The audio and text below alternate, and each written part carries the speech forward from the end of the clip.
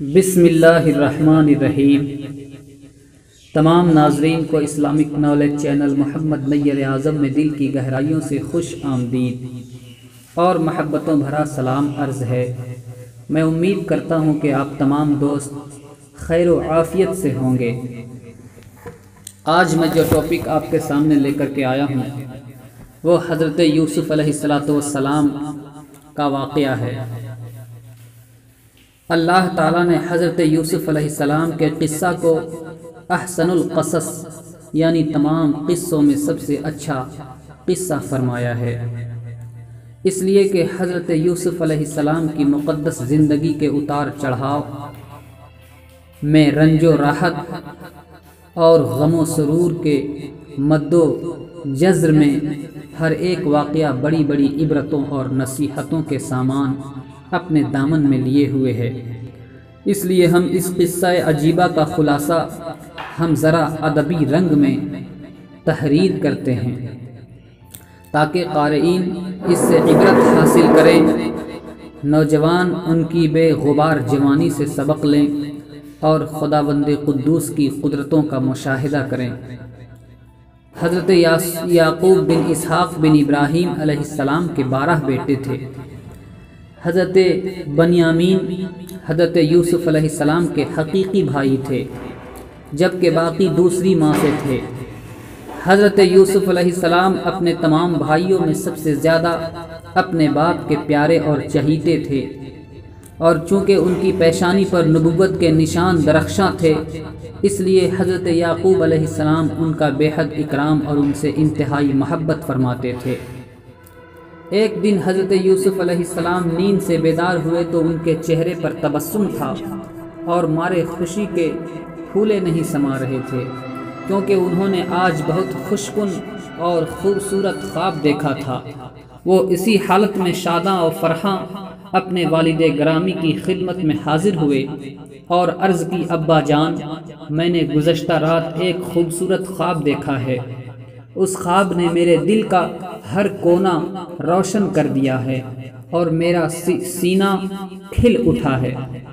میں نے خواب دیکھا ہے کہ 11 ستارے اور سورج و چاند میرا سجدہ کر رہے ہیں۔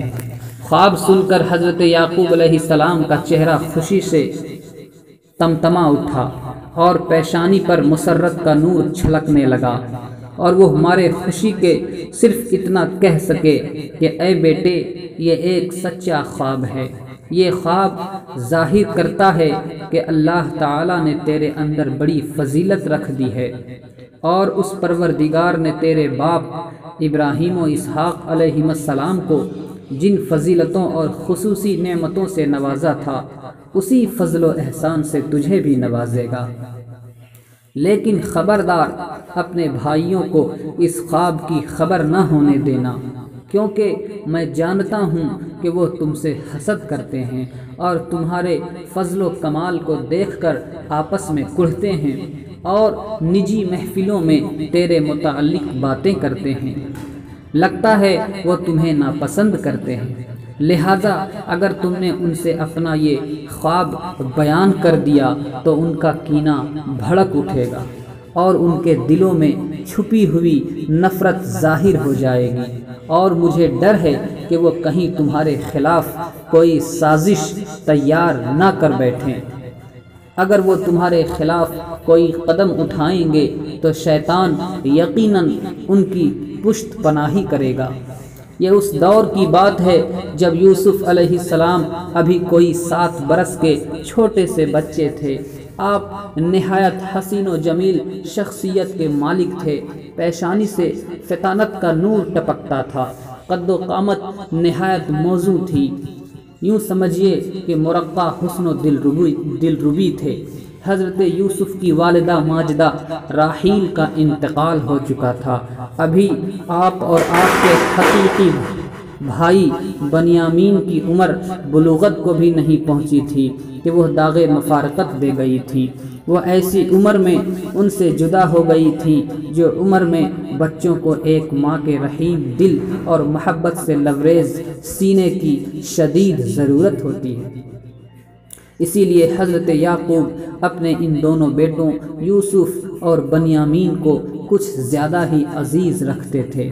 پھر اس خواب نے یوسف کی محبت میں مزید گہرائی پیدا کر دی اور ان کی توجہ سے پہلے سے زیادہ ان کی طرف مبذول ہو گئی۔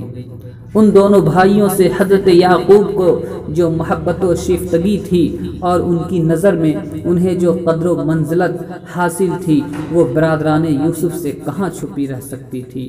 اگرچہ حضرت یعقوب اپنے بچوں پر نظر شفقت فرماتے اور خصوصی توجہ اور دلی میلان کو چھپانے کی کوشش کرتے تھے، لیکن وہ کہاں چھپنے والے تھے۔ یعنی عشق کے ہنگامے کسی سے مخفی نہیں رہ سکتے، چھپ کر نہیں رہ سکتے، جس طرح کے عطا سے مہک نہ آئے یہ ہو ہی نہیں سکتا۔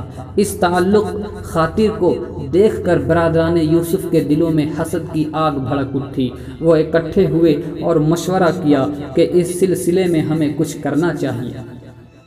ایک نے کہا، تم دیکھتے نہیں کہ یوسف اور بنیامین والد گرامی کو ہم سے زیادہ عزیز ہیں اور وہ انہیں ہم سے زیادہ قریب رکھتے ہیں، نہ معلوم وہ ہمیں اس شدت سے کیوں نہیں چاہتے جس شدت سے ان دو بھائیوں کو چاہتے ہیں۔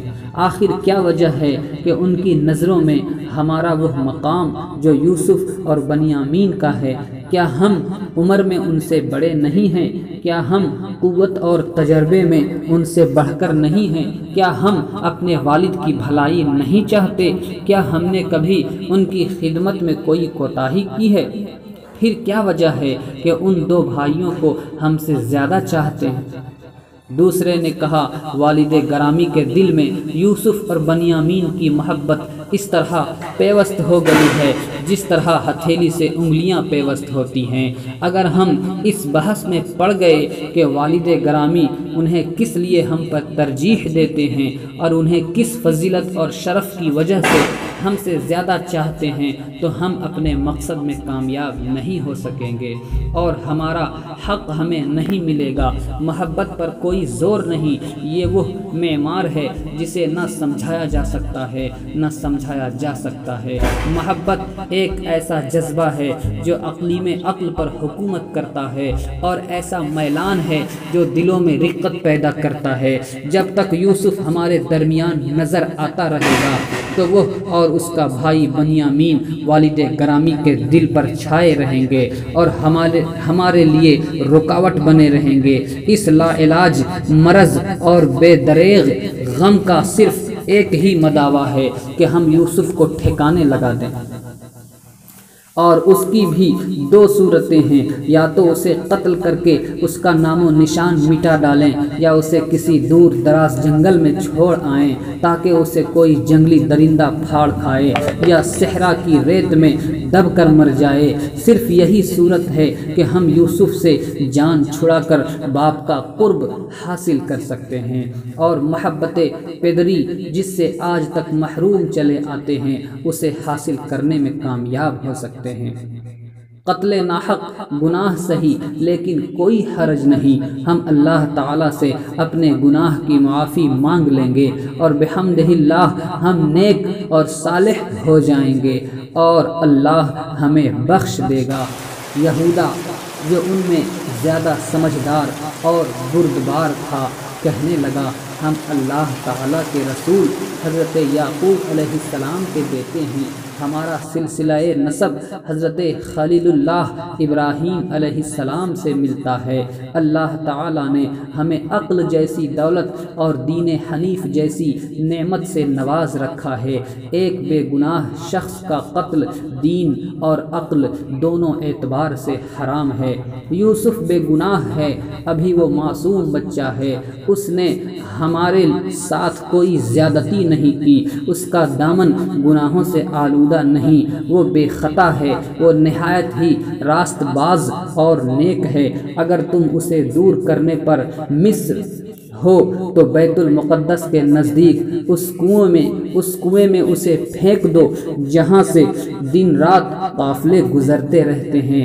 کوئی قافلہ اسے نکال کر اپنے ساتھ لے جائے گا اور یوسف والد گرامی کی نظروں سے اوجھل ہو جائے گا۔ اس سے ہمارا مقصد بھی پورا ہو جائے گا اور ہم قتل جیسے گھناؤنے جرم سے بھی بچ جائیں گے۔ تمام لوگوں نے اس رائے کو پسند کیا اور یہی طے پایا کہ یوسف کو القدس شریف کے نزدیک واقع کنویں میں ڈال دیا جائے۔ دوسرے دن صبح سویرے وہ اپنے والد گرامی کی خدمت میں گئے۔ نفسانی خواہشات نے اس جرم کو اتنے حسین لبادہ میں پیش کیا تھا اور شیطان مردود نے انہیں اس قدر دھوکے میں مبتلا کر کے اندھا کر دیا تھا کہ وہ سب کچھ بھول گئے اور سازش کو عملی جامہ پہنانے پر تل گئے۔ والد گرامی کی خدمت میں حاضر ہو کر عرض کرنے لگے، ابا جان، یوسف کے سلسلے میں آپ ہم پر اعتماد کیوں نہیں کرتے؟ وہ ہمارا بھائی ہے، ہمارے جسم کا ایک ٹکڑا ہے۔ آپ کا لطف و کرم ہم تمام پر سایہ فگن ہے اور ہم سب آپ کو دل سے عزیز ہیں۔ آپ ہم پر اعتماد کریں، بھروسہ کریں اور یوسف کو ہمارے ساتھ جانے دیں۔ ہم کل شہر سے باہر سیر کرنے جانے والے ہیں، جہاں آسمان صاف دکھائی دے گا، سورج پوری آب و تاب سے چمک رہا ہوگا، لہلہاتے شاداب کھیت اور بڑھتے ہوئے گھنے سائے دعوت نظارہ دے رہے ہوں گے۔ ہم اکٹھے جائیں گے، بکریاں چرائیں گے، زمین تیار کریں گے اور یوسف ہمارے قریب کھیلے گا، کودے گا اور کھلی فضا میں دوڑے بھاگے گا۔ اس سے اس کے جسم میں قوت و توانائی بھر جائے گی اور اس کا جسم پہلے سے کہیں زیادہ صحت مند و توانا ہو جائے گا۔ اسے ایک مرتبہ جانے دیں، یقیناً وہ ہمارے ساتھ موج مستی کرے گا اور ماں کے مرنے کا غم کچھ ہلکا ہو جائے گا، بلکہ بھول ہی جائے گا۔ ہم وعدہ کرتے ہیں کہ ہم اس کی پوری خبر گیری کریں گے اور اس کا پورا خیال رکھیں گے۔ ابا جان، اس کی طرف سے آپ بالکل مطمئن ہو جائیں، یہ ہمارا چھوٹا بھائی ہے اور ہم اس کی حفاظت میں کوئی کسر نہ اٹھا رکھیں گے۔ حضرت یعقوب علیہ السلام جانتے تھے کہ اس کا انجام اچھا نہیں ہے اور یہ لوگ ضرور کوئی غلط قدم اٹھانا چاہتے ہیں، اس لیے آپ ڈر گئے اور فرمایا، جب میں یوسف کو نظروں سے دور کرنے کا سوچتا ہوں تو نہ جانے کیوں مجھے اندیشے گھیر لیتے ہیں اور میرا دل پریشان ہو جاتا ہے۔ میں جب سوچتا ہوں کہ یوسف میرے پروں کے نیچے سے نکل کر دور ہو رہا ہے یا میرے سائے سے الگ ہو رہا ہے تو میرا کلیجہ کانپ اٹھتا ہے۔ مجھے ڈر ہے کہ اگر تم یوسف کو جنگل میں ساتھ لے گئے تو اچانک لا علمی میں کوئی بھیڑیا اسے مار کر کھا جائے گا تو پھر میرے لیے کیا بچے گا؟ یہی نہ کہ ہمیشہ کا غم۔ ایک مضطرب اور پریشان دل اور مرتے دم تک رونے والی آنکھیں۔ برادران یوسف نے عرض کی، ابا جان، یہ کیسے ممکن ہے کہ ہمارے ہوتے ہوئے یوسف کو بھیڑیا کھا لے؟ کیا ہم ایک جتھا نہیں؟ ہم میں کوئی بھی ناتواں اور ضعیف اور کمزور نہیں۔ اگر یوسف کو بھیڑیا کھا گیا تو یہ نقصان کسی اور کا تو ہے نہیں، ہم ہی تو اس نقصان کے اٹھانے والے ہوں گے۔ حضرت یعقوب علیہ السلام نے فرمایا، اگر تم خلوص دل سے یوسف کی حفاظت کرو اور اسے اپنی نظروں کے سامنے رکھو تو ٹھیک ہے، بقیہ جیسی تمہاری مرضی۔ بھائی کو ساتھ لے جاؤ، اللہ کریم تمہاری حفاظت فرمائے گا۔ صبح ہوئی تو یوسف اپنے بھائیوں کے ساتھ سیر کو چل دیے۔ انہوں نے وہی راستہ اختیار کیا جو القدس شریف کے قریب کنویں کو جاتا تھا۔ جو ہی وہ وہاں پہنچے ان کے ارادے ظاہر ہو گئے۔ دل کے اندر بغض و کینہ کی جو غلاظت تھی وہ ظاہر ہو گئی، دل پتھر ہو گئے اور فوراً یوسف معصوم کی قمیص اتاری اور ہاتھ پاؤں باندھ کر بڑی بے دردی سے انہیں ایک اندھے کنویں میں اتار دیا۔ مگر خدا کا کرنا کہ فوراً ہی حضرت جبرائیل علیہ السلام نے کنویں میں تشریف لا کر ان کو غرق ہونے سے اس طرح بچا لیا کہ کنویں میں موجود ایک پتھر پر ان کو آرام سے بٹھا دیا اور ہاتھ پاؤں کھول کر تسلی دیتے ہوئے ان کا خوف و ہراس دور کر دیا۔ تاہم چھوٹی سی عمر، بے یار و مددگار، اپنوں کی بے وفائی اور کنویں کی وحشت و تنہائی، ان ساری چیزوں نے مل کر آپ پر کیا غم ڈھایا ہوگا، اندازہ نہیں کیا جا سکتا۔ چنانچہ ایسے عالم میں انہوں نے پروردگار عالم کی بارگاہ میں بڑی قیمتی دعائیں کی۔ یہ دعا حدیث شریف میں بھی وارد ہے اور آقا کریم صلی اللہ علیہ وآلہ وسلم نے اس کی تصدیق بھی فرمائی کہ یہ دعائیں مانگا کرو، یہ اللہ کے برگزیدہ بندوں کی قبولیت والی دعائیں ہیں۔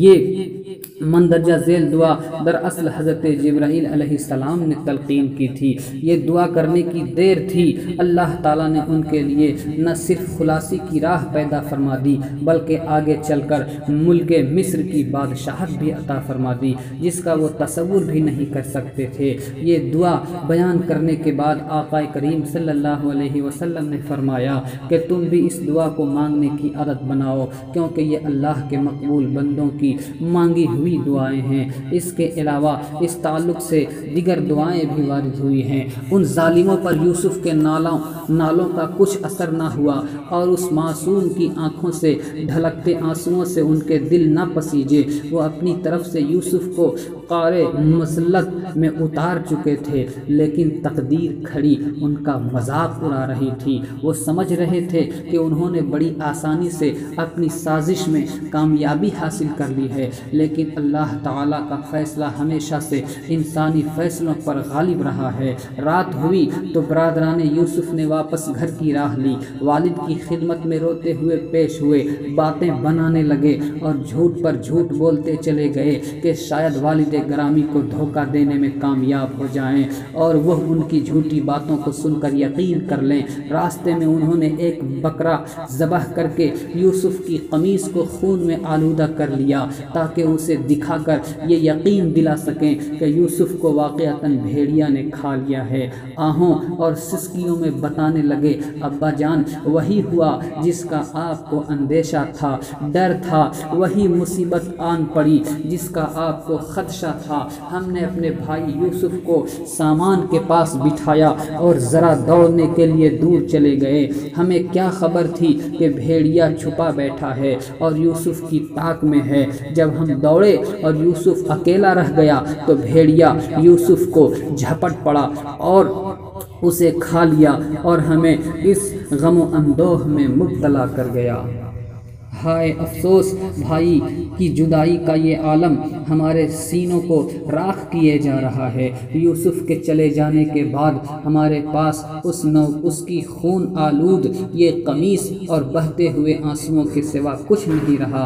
ابا جان، آپ ہماری بات کا یقین نہیں کریں گے، اگرچہ ہم سچے ہیں اور اس بات میں ذرا بھی بناوٹ اور جھوٹ نہیں ہے۔ ان لوگوں نے کرتے میں خون تو لگا لیا تھا لیکن کرتے کو پھاڑنا بھول گئے تھے۔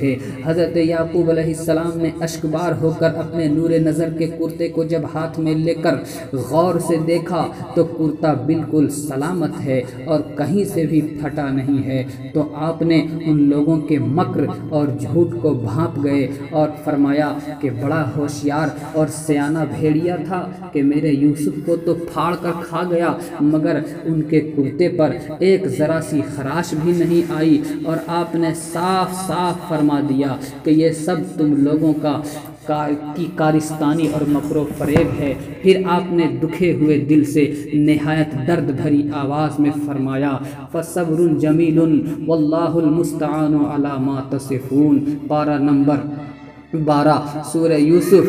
یعنی اب میں صبر و تحمل سے کام لوں گا یہاں تک کہ ایک دن اس جھوٹ کی قلعی کھل جائے گی اور تم دیکھ لو گے کہ مکر و فریب کا انجام کیا ہوتا ہے۔ جو کچھ تم بتا رہے ہو اس کے خلاف اللہ تعالیٰ میرا مددگار ہوگا۔ تو میرے پیارے ناظرین، میں امید کرتا ہوں کہ آج کی یہ ویڈیو آپ تمام دوستوں کو پسند آئی ہوگی۔ ویڈیو پسند آ جائے تو لائک، شیئر اور کمنٹ ضرور کر دیجیے گا، اور آنے والی نئی ویڈیوز کے لیے ہمارے چینل کو سبسکرائب کر دیں اور ساتھ ہی ساتھ موجود گھنٹی کو ضرور دبا دیں تاکہ ہماری ہر آنے والی نئی ویڈیو سب سے پہلے آپ تک پہنچے۔ جزاک اللہ خیرہ۔ اس ویڈیو کا، اس واقعے کا اگلا پارٹ انشاءاللہ بہت جلد آپ کے سامنے آ رہا ہے۔